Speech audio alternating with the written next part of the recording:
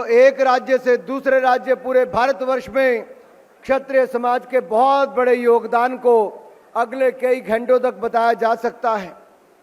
समाज ने केवल अपने हक की लड़ाई नहीं, अपने अधिकारों की लड़ाई नहीं, बल्कि पूरे समाज के लिए लड़ने का काम किया है। और मैं कह सकता हूं, बहुत कम ऐसे होते हैं जो पूरे समाज और देश की रक्षा के लिए अपने आप को समर्पित कर देते हैं। हमें गर्व होना चाहिए कि ऐसे समाज में जन्म लिया है और देश के प्रति समर्पण भाव से हम लोग काम कर रहे हैं। जहां एक और मैं देखता हूं, नरेंद्र मोदी जी की सरकार में हम सबको काम करने का अवसर मिला और ये देखने का मिलता है कि वो सबका साथ, सबका विकास, सबका कल्याण। जब इसके बारे में सोचते हैं तो मैं बार बार कहता हूं कि सबका साथ, सबका विकास, सबका विश्वास, सबका प्रयास, ये सोच ही इतनी बड़ी है कि देश के सभी वर्गों को साथ में लेकर चलना है। और कहीं ना कहीं क्षत्रिय समाज ने भी वर्षों वर्षों तक यही किया है। आपने कभी अपने लिए धरने प्रदर्शन करने का काम नहीं किया। आपने कभी उस दिशा में नहीं बढ़े कि केवल अपने तक सोचना है। आपने पूरे देश और पूरे समाज और सभी वर्गों के सोचने का काम किया है। आपको मैं प्रणाम करता हूं, आपकी सोच को प्रणाम करता हूं। आज चाहे हम महाराणा प्रताप, राव चंद्र सेन या राणा सांगा, पृथ्वीराज चौहान जैसे महान हस्तियों का यहां वर्णन करने जाएं, उनके योगदान की बात करें। भाई और बहनों, वर्षों वर्षों तक ना जाने कितने लोगों पर फिल्में बनी होगी, लेकिन महाराणा प्रताप पर शायद आजादी से पहले कभी फिल्म बनी होगी। हमारा फिल्म जगत भी उनसे भी एक समाज में क्या क्या है उसको भी कहते हैं एक आईने के रूप में देखने का, वहां की बातों को फिल्मों के रूप से दिखाने का काम भी फिल्म जगत करता है। लेकिन महाराणा प्रताप के जीवन पर शायद उस तरह से फिल्म बनाने का काम पहले ना किया गया हो। और कुछ सेकुलर के नाम पे लोग ऐसे होंगे जिनको लगता होगा महाराणा प्रताप को अगर दिखाना पड़ेगा तो अकबर को छोटा करके दिखाना पड़ेगा। कहीं ऐसी सोच को भी देखने को मिलता है। मित्रों, एक बात मैं और कहना चाहता हूं, हमारे यहीं पे पड़ोस में ही जो निकिता के साथ घटा,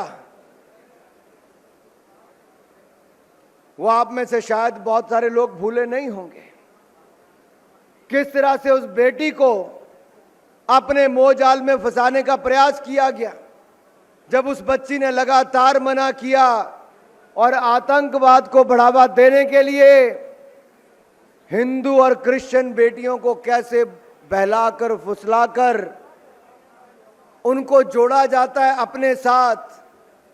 अगर वो हां कर दें तो आतंक के रास्ते पर जाने के लिए मजबूर हो जाती हैं, अगर वो ना कर दे तो उनको गोली मारने तक का काम भी कर दिया जाता है।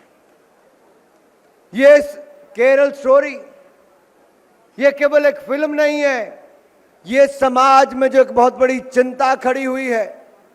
कुछ लोग ऐसे जो अपने धर्म में इन बच्चियों को बहला फुसला कर ले जाना चाहते हैं और आतंकवाद के रास्ते पे लगाना चाहते हैं, उनका चेहरा बेनकाब करने का काम द केरला स्टोरी में हुआ है। लेकिन कुछ राजनीतिक दल ऐसे हैं, वो इस फिल्म का विरोध करते हैं। अगर वो इस फिल्म का विरोध करते हैं तो कहीं ना कहीं पीएफआई का समर्थन करते, आतंकवादियों का समर्थन करते, आईएसआईएस का समर्थन करते हैं। मैं आप सबसे कहता हूं, देखिए इस फिल्म को, सच्चाई सामने आएगी कि किस तरह से आज लोग हिंदू और क्रिश्चियन धर्म की बेटियों को बहला फुसला कर अपने साथ जोड़ने का और आतंक के रास्ते पर ले जाने का काम करते हैं। मित्रों, आपको एक जंग और भी लड़नी है। मैं कई बार सोचता हूं महाराणा प्रताप में क्या ताकत होगी, क्या सोच होगी। जब पूरे भारत भर में उस समय का मैप देखें तो एक तरफ हरा ही हरा नजर आता था, लेकिन मेवाड़ का क्षेत्र महाराणा प्रताप के कारण वहां पर भगवा भगवा और केवल भगवा ही नजर आता था। भाई और बहनों, आज इस सभा में मुझे भगवा ही भगवा देखकर खुशी होती है कि राणा प्रताप की सोच को आगे बढ़ाते हुए भारत को और मजबूत करने के लिए, भारत की स्वाधीनता जो दिलाई, अब भारत को और नई ऊंचाइयों पर ले जाने के लिए आप सब इकट्ठे होकर चलेंगे। और प्रसन्नता मुझे इस बात की है कि जहां हमारे समाज ने, बाकियों ने, पूरे देश के लोगों ने नरेंद्र मोदी जी जैसे नेता को देश का प्रधानमंत्री बनाने का काम किया, आज हम गर्व के साथ कह सकते हैं कि जहां कश्मीर में पहले लाल चौक पर तिरंगा झंडा फहराना हो या किसी कश्मीर के कोने में तिरंगा झंडा फहराना हो तो सवाल खड़े होते थे, गोलियां चला दी जाती थी, तिरंगे को जलाने का काम किया जाता था।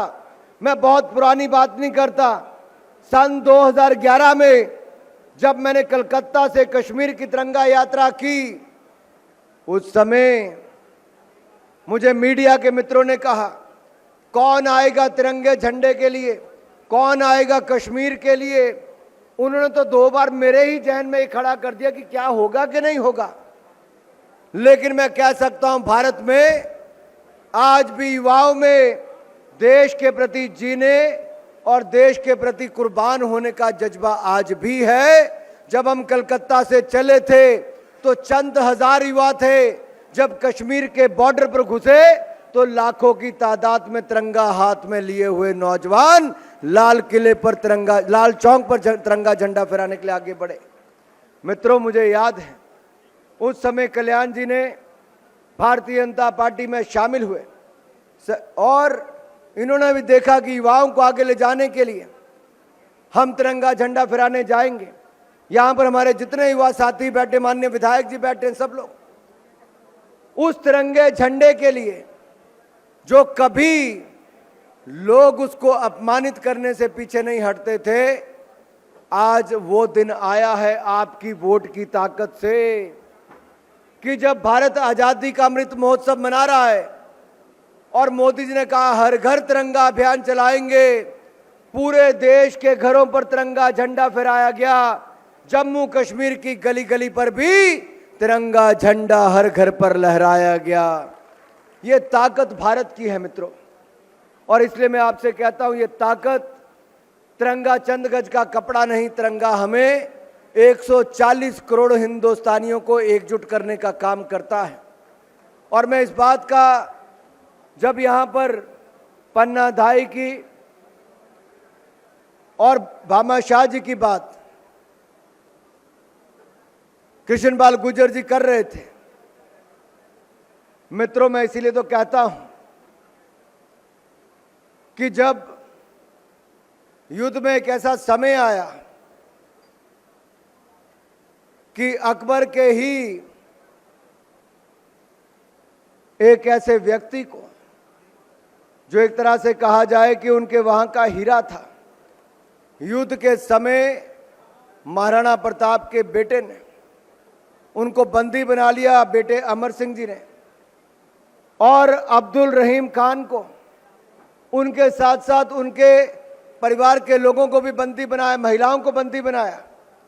और महाराणा को पता चला, तब तक अब्दुल रहीम ने घुटने टेक दिए थे, लेकिन महाराणा प्रताप जी ने कहा कि हमें किसी की माँ, बहन, बेटियों को गिरफ्तार नहीं करना है, उनको पूरे सम्मान के साथ वापस भेजा जाए।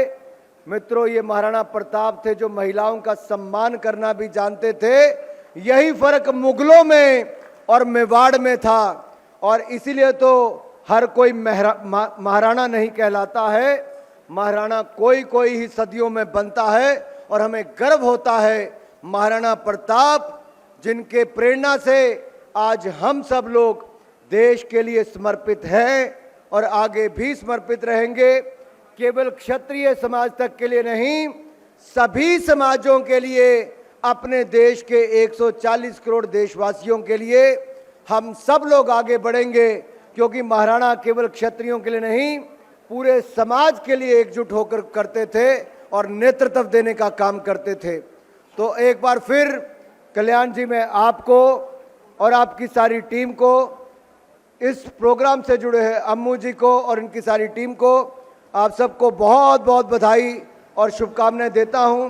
मैं सभी माननीय विधायकों का, सांसदों का, प्रदेश अध्यक्ष जी का बहुत बहुत आभार प्रकट करता हूं। समाज के बहुत सारे लोग यहां पर आए हैं, समय बहुत ज़्यादा नहीं है, बहुत लंबा कार्यक्रम हो गया है। एक बार मेरे साथ नारा लगा दीजिए, महाराणा प्रताप अमर रहे, अमर रहे, अमर रहे, महाराणा प्रताप अमर रहे, अमर रहे, अमर रहे, महाराणा प्रताप अमर रहे, अमर रहे, अमर रहे, महाराणा प्रताप अमर रहे, अमर रहे, अमर रहे। भारत माता की जय, भारत माता की जय, भारत माता की जय। वंदे मातरम, वंदे मातरम, वंदे। मातरम। बहुत बहुत धन्यवाद।